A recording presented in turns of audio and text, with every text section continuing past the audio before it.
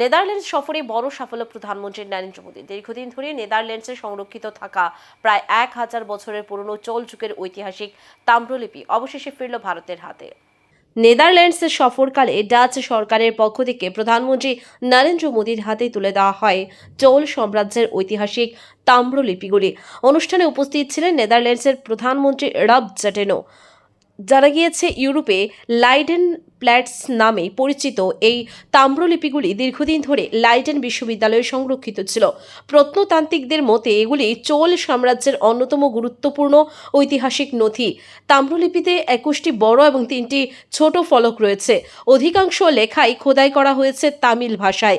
সেখানে চোল সাম্রাজ্যের ইতিহাস, সংস্কৃতি এবং শাসন ব্যবস্থার বিভিন্ন দিক উঠে এসেছে। ঐতিহাসিক এই সম্পদ ফেরত পাওয়ার পর এক্স হ্যান্ডেলে প্রধানমন্ত্রী নরেন্দ্র মোদী লেখেন, সকল ভারতীয়দের জন্য এটি এক আনন্দের মুহূর্ত।